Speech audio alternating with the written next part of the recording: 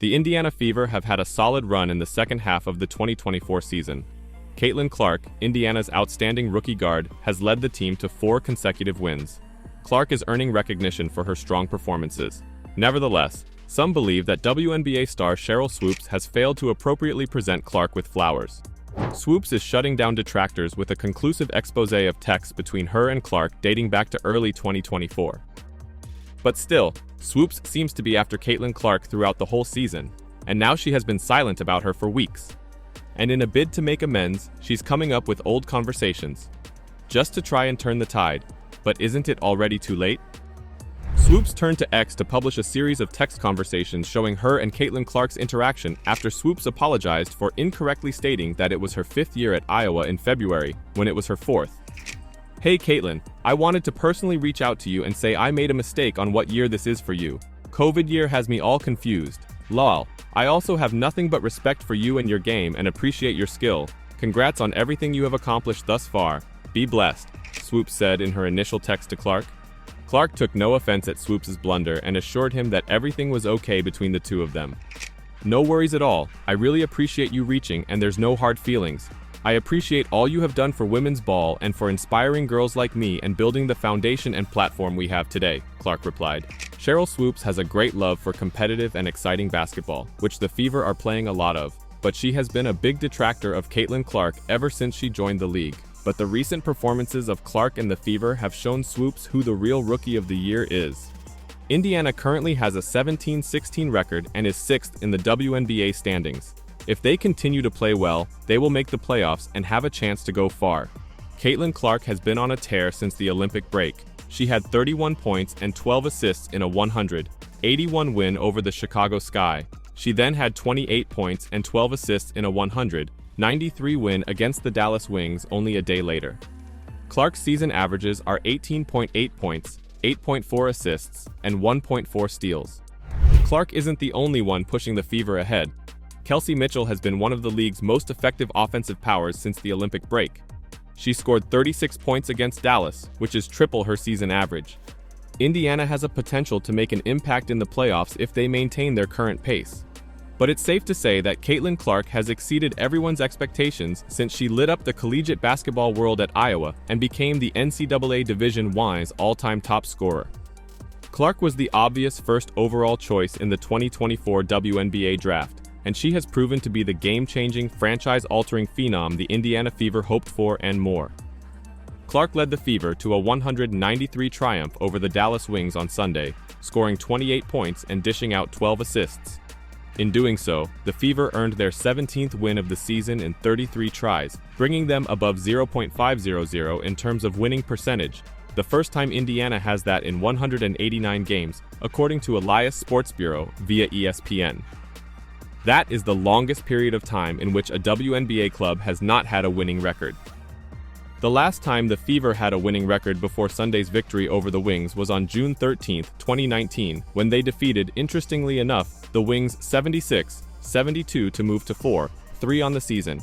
Indiana began the year promisingly, but concluded with a 13-21 record. Prior to 2024, Kelsey Mitchell and Erica Wheeler were on the last Fever roster to have a winning record. Mitchell, in particular, has been one of the top players in the WNBA this season, well outperforming her 2019 performance. Mitchell's field goal efficiency has increased, 58.6 true shooting percent this season versus 50.6 in 2019, and she has teamed up with Caitlin Clark to form one of the league's finest backcourts. Mitchell has had his fair share of bad luck while wearing the Fever outfit. So has Wheeler, who started in 2019 and has now become a full-time bench player for the squad. It must be exciting to finally reap the benefits of their hard work, with Clark unlocking the winning side of this Indiana club. Between 2020 and 2022, the Fever were the worst team in the WNBA. They won only 18.9% of their games during that time. Indiana witnessed a significant improvement in 2023, but they remained an underwhelming team, finishing third last in the league with a 13-27 record. But eventually, the lottery gods smiled on them, bestowing upon them the transforming talent required to break into the league's top 8. Caitlin Clark may have some regular troubles with taking care of the basketball. She's also susceptible to the huge fluctuations that come with being a jump shot first guard. However, her effect on winning, generating buckets for herself and her teammates, has made life much easier for the Fever, helping them to overcome a sluggish start in 2024. It's easy to forget today, but Clark and the Fever did not get off to the best start this season. They dropped their first 5 games, including a crushing 32-point loss to the New York Liberty. But after staying the course and getting more consistency from both Clark and Kelsey Mitchell, the Fever have gone 17-11 since. That is good for a 24-win pace over the course of a full season, or a top 4 seed in the playoffs. At this moment, the Fever are very certain to make the WNBA playoffs, which demonstrates how quickly Clark has turned the franchise's fortunes around. Their recent form is exciting, and fans around the world are taking note. The Indiana Fever had a clear road to the playoffs when they returned from the WNBA Olympic break in mid-August. With 14 games left in the regular season and a 3-game lead over the last playoff slot, they'd play 9 more at home. Sellouts in the house are also common. Simply winning the majority of those games would likely put the Fever in. Indiana is 6-1 so far, having played 3 home games and 4 away. That's the catch. The Fever haven't even had to rely on their impending 6-game homestand, and they might clinch the playoffs with good performance as soon as Wednesday, when the home games begin. On Friday night, the Fever won by 19 points in Chicago. They won their 4th straight game on Sunday, defeating the Dallas Wings 100-93. Time and blooming team camaraderie were the answers, as was being accustomed with travel. It's hard, especially when you're going on long road trips, Clark said before defeating the Sky with 31 points on Friday. But at the same time, you have to remind yourself, every team is dealing with the same thing. As a professional athlete, you got to be able to take care of your body. Nobody's going to be there to babysit you. I think our group has done a really good job of that. Indiana has paid the price. The Fever spent the first 4 games of the season flying back and forth to face the Connecticut Sun and the New York Liberty. They were swept in 4 games by the league's current top 2 teams. The Fever were given a vacation as a reward for their commitment, which included 3 games in Seattle, Los Angeles, and Las Vegas. They slumped to 1-6. By May 30th, or 9 games in 17 days, the Fever had fallen to 1-8. In the last week, the Fever played 5 games in 9 days. They finished 4-1. They're tired right now, Fever head coach Christy Sides remarked Sunday.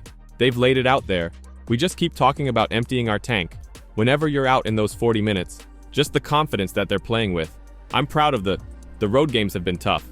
We fought Minnesota on Aug 24 and lost that one by 10. That one could have gone either way. We just keep talking about momentum, keeping our foot on the gas, Sides told reporters. Caitlin Clark and Kelsey Mitchell continue their hot streak of play.